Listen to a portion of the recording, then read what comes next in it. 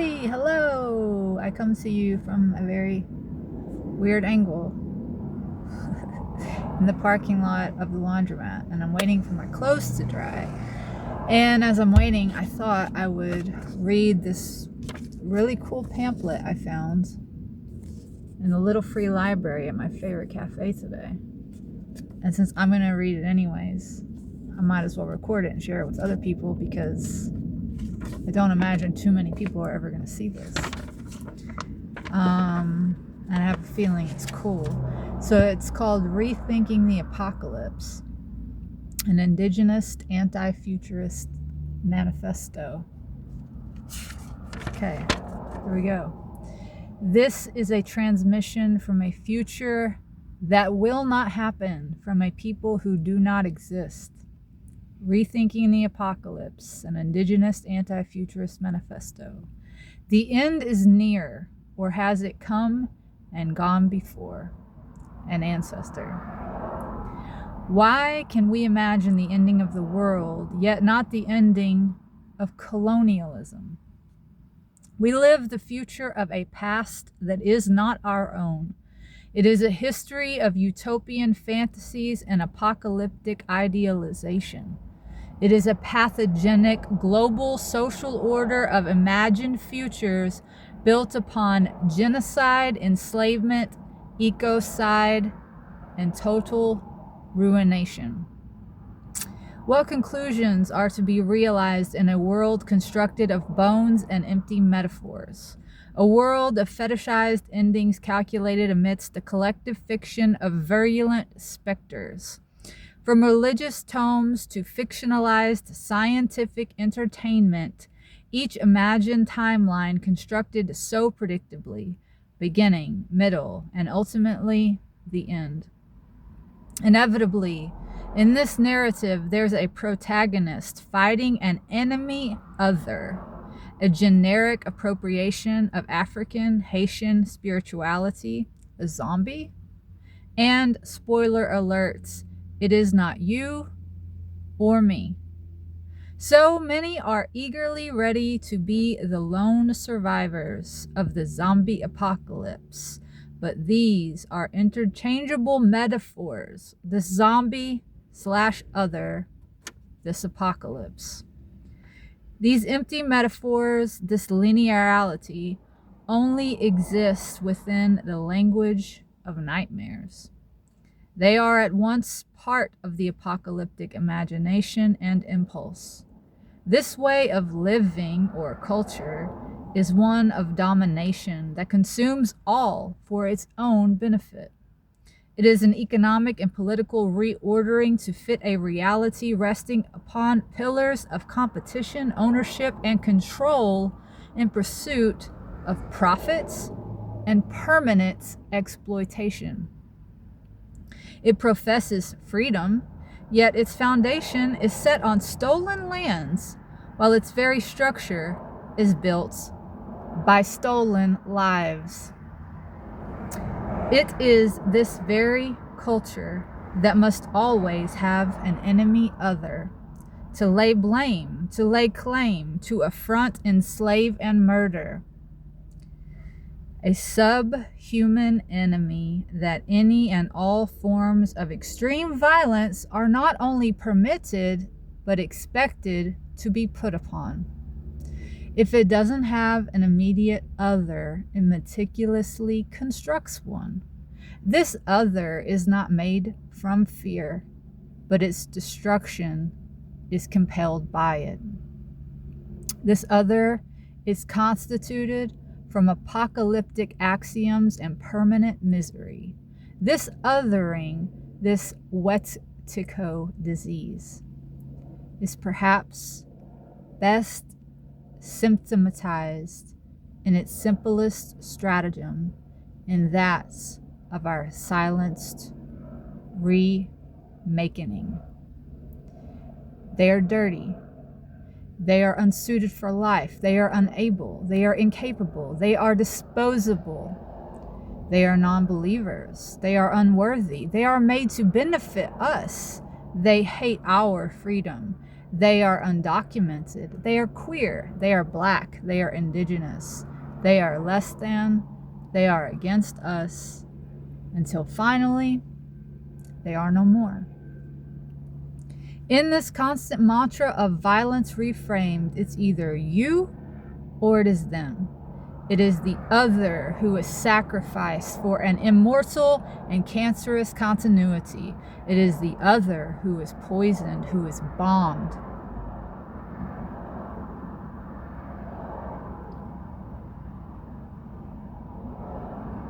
Who is left quietly beneath the rubble. This way of unbeing, which has infected all aspects of our lives, which is responsible for the annihilation of entire species, the toxification of oceans, air, and earth, the clear-cutting and burning of whole forests, mass incarceration, the technological possibility of world-ending warfare, and raising the temperatures on a global scale. This is the deadly politics of capitalism. It is pandemic. An ending that has come before.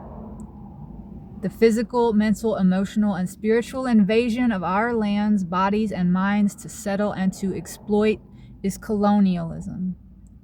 Ships sailed on poison winds and bloodied tides across oceans, pushed with a shallow breath and impulse to bondage. Millions upon millions of lives were quietly extinguished before they could name their enemy. 1492, 1918, 2020. Bio-warfare blankets, the slaughter of our relative the buffalo, the damming of life-giving rivers, the scorching of untarnished lands, the forced marches, the treated imprisonment, coercive education through abuse and violence, the day-to-day, post-war, post-genocide, trading post-colonial humiliation of our slow mass suicide on the altar of capitalism. Work, income, pay, rent, drink, fuck, breed, retire, die. It's on the roadside. It's on sale at Indian markets, serving drinks at the casino, restocking bashas. It's nice Indians behind you. These are the gifts of infesting manifest destinies. This is that futured imaginary our captors would have us perpetuate and be a part. The merciless imposition of this dead world was driven by an idealized utopia as charnel house. It was for our own good, an act of civilization. Killing the Indian, killing our past and with it our future, saving the man, imposing another past and with it another future. These are the apocalyptic ideals of abusers, racists, heteropatriarchs, the doctrinal blind faith of those who can only see life through a prism, a fractured kaleidoscope of an endless and total war. It is an apocalyptic that colonizes our imaginations and destroys our past and future simultaneously. It is a struggle to dominate human meaning and all existence. This is the futurism of the colonizer, the capitalist. It is at once every future ever stolen by the plunderer, the warmonger, the rapist. This has always been about existence and non-existence. It is apocalypse actualized. And with the only certainty being a deathly end, colonialism is a plague. Our ancestors understood that this way of being could not be reasoned or negotiated with, that it could not be mitigated or redeemed. They understood that the apocalyptic only exists in absolutes. Our ancestors dreamt against the end of the world. Many worlds have gone before this one. Our traditional histories are tightly woven with the fabric of the birthing and ending of worlds.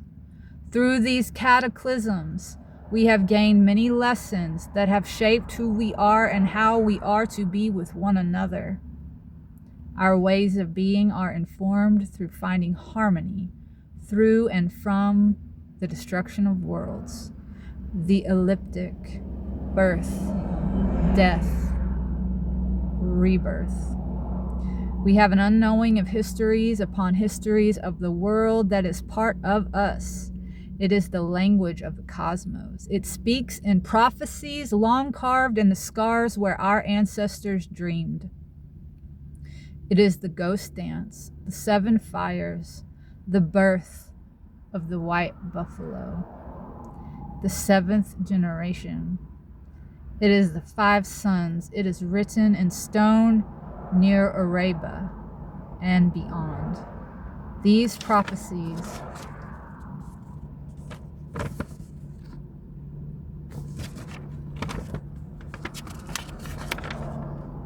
not just predictive, they have also been diagnostic and instructive. We are the dreamers dreamt by our ancestors. We have traversed all time between the breaths of our dreams. We exist at once with our ancestors and unbirthed generations. Our future is held in our hands. It is our mutuality and interdependence. It is our relative. It is in the creases of our memories, folded gently by our ancestors. It is our collective dream time, and it is now, then, tomorrow, yesterday. The anti-colonial imagination isn't a subjective reaction to colonial futurisms. It is anti-settler future. Our life cycles are not linear. Our future exists without time. It is a dream, uncolonized. This is the indigenous anti-future. We are not concerned with how our enemies name their dead world or how they recognize or acknowledge us or these lands. We are not concerned with reworking their ways of managing, control, or honoring their dead agreements or treaties. They will not be compelled to end the destruction that their world is predicated upon. We do not plead with them to end global warming, as it is the conclusion of their apocalyptic imperative, and their life is built upon the death of Mother Earth. We bury the right wing and the left wing together in the earth. They are so hungry to consume. The conclusion of the ideological war of colonial politics is that indigenous peoples always lose, unless we lose ourselves. Capitalists and colonizers will not lead us out of their dead futures. Apocalyptic idealization is a self-fulfilling prophecy.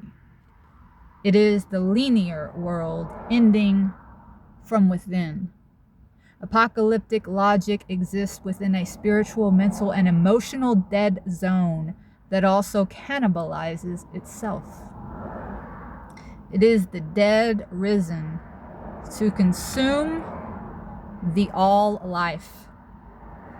Our world lives when their world ceases to exist. As indigenous anti-futurists, we are the consequence of the history of the colonizers' future. We are the consequence of their war against Mother Earth. We will not allow the specter of the colonizer, the ghosts of the past, to haunt the ruins of this world. We are the actualization of our prophecies. This is the re-emergence of the world of cycles. This is our ceremony. Between silent skies, the world breathes again, and the fever subsides. The land is quiet, waiting for us to listen. When there are less distractions, we go to the place where our ancestors emerged, and there, our voice. There is a song older than worlds here. It heals deeper than the colonizer's blade could ever cut. And there, our voice. We were always healers. This is the first medicine. Colonialism is a plague. Capitalism is a pandemic. These systems are anti-life. They will not be compelled to cure themselves. We will not allow these corrupted, sickened systems to recuperate. We will spread. We are the antibodies.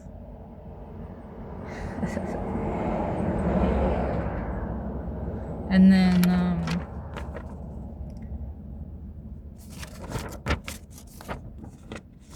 there's an addendum.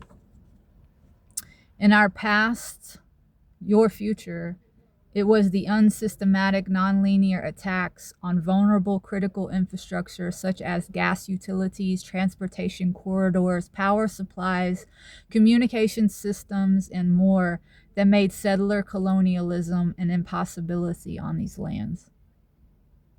Our organizing was cellular. It required no formal movements. Ceremony is our liberation. Our liberation was and is ceremony. We honored our sacred teachings, our ancestors, and coming generations. We took credit for nothing. We issued no communiques. Our actions were our propaganda. We celebrated the death of leftist solidarity and its myopic, apocalyptic romanticism. We demanded nothing from capitalists or colonizers.